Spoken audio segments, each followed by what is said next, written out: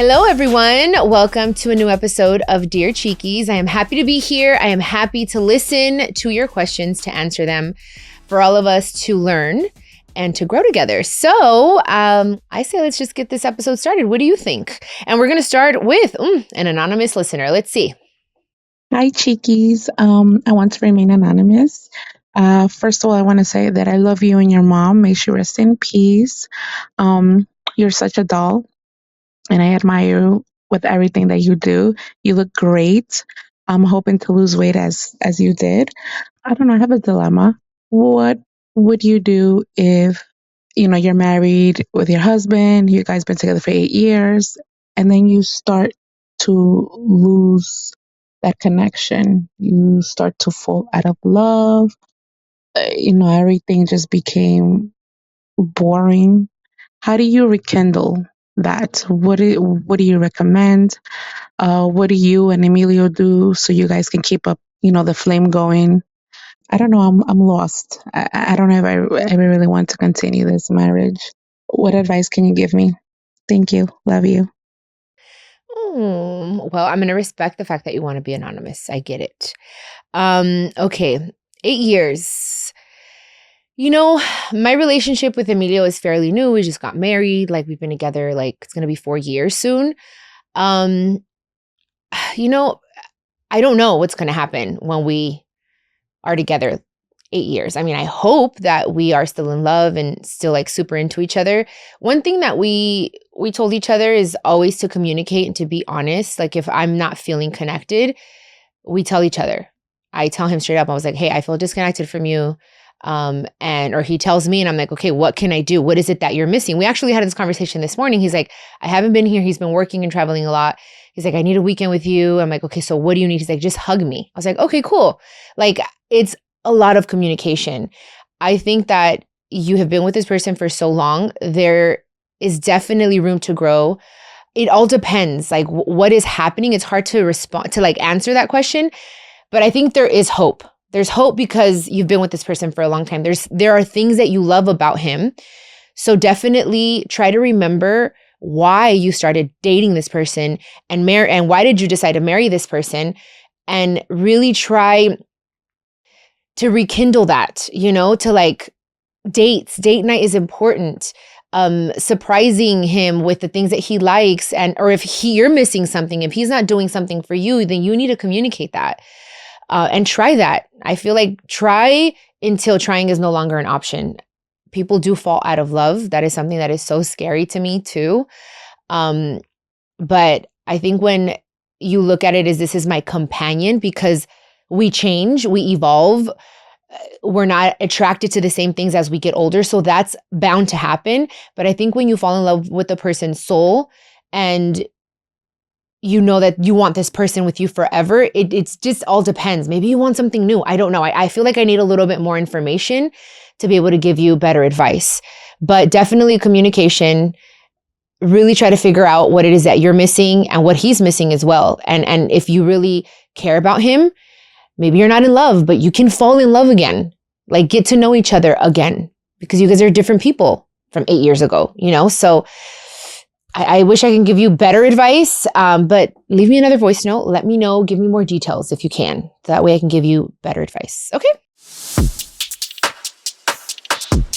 We're going to move on to Celeste. Hey, Chiquis. First of all, I wanted to tell you that I admire you so much and you motivate me on the daily. My question was, how do you cope with infertility? I currently have a 10-year-old son and I haven't been able to get pregnant after him. And there's just some days that I just can't take the pain anymore. I really, really want to have another baby, but I mean, if it's God's will that I don't, then I guess I don't. But it's just some days are harder than others. So I just wanted to hear your advice and thank you. I love you. Oh, Celeste, thank you so much. I love you too. Infertility. I know that thank goodness you have a baby already.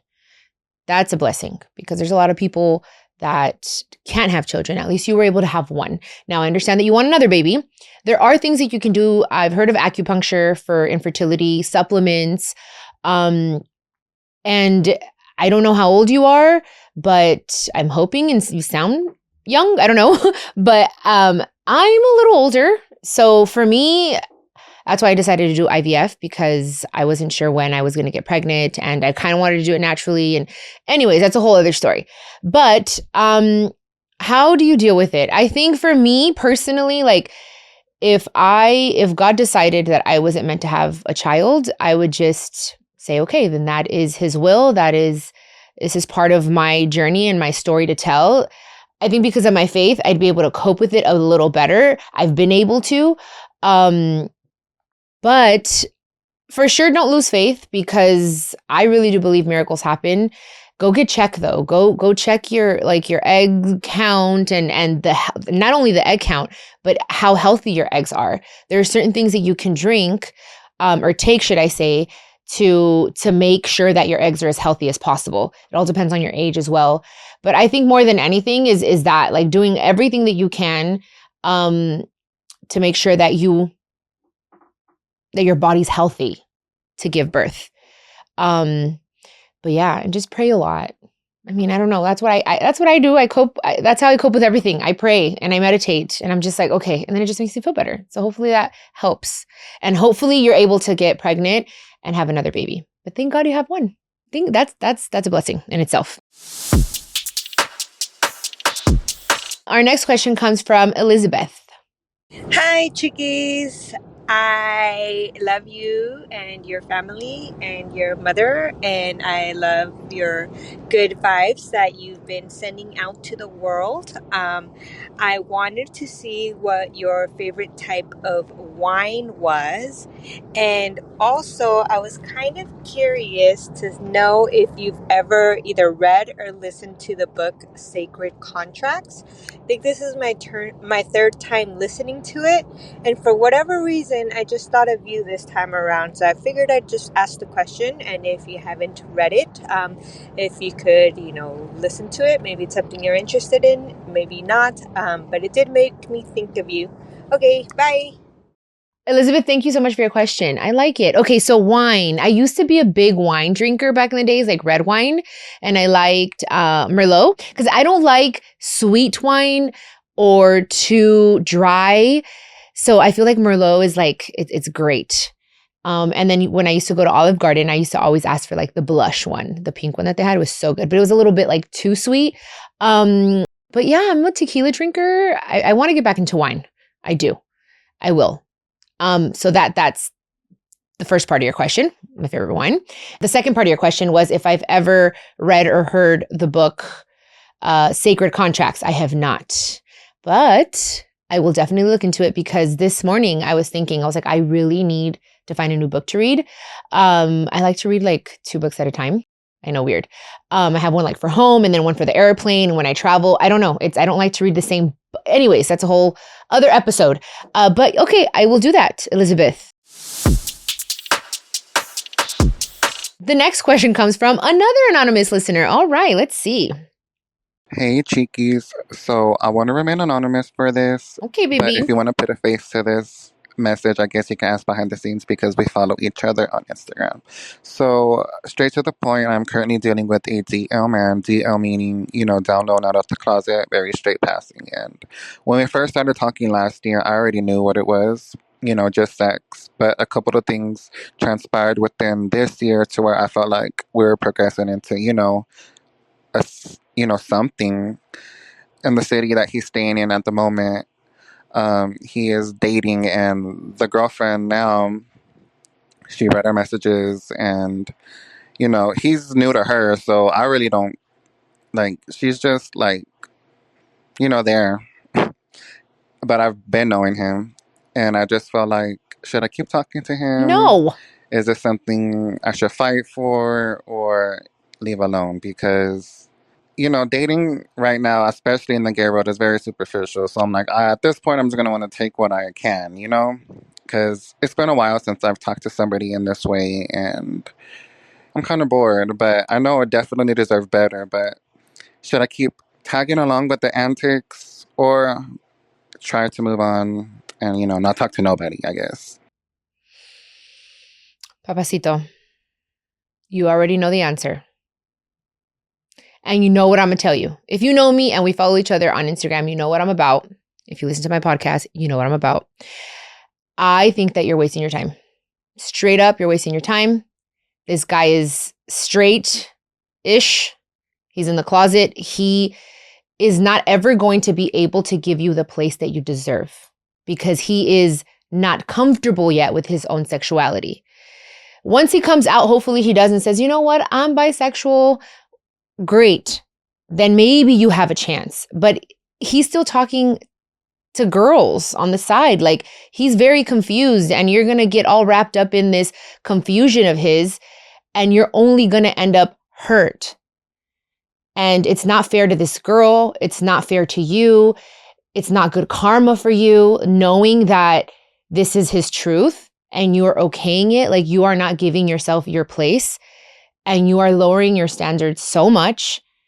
And as much as it's going to hurt, I would say bang it out one last time if you want, just to get it out of your freaking system, bang it out real good, and then block them. And go find another penis to sit on. Because sorry if that sounds really like harsh, but like, you can't. Like, get a vibrator, like do something, love yourself enough to say, I need to walk away from this because I'm not getting what I want and what I deserve out of this. If you don't give yourself your place, no one else will. And this guy seems confused. So just, you got to let him be confused on his own and not get involved because someone's going to get hurt for sure.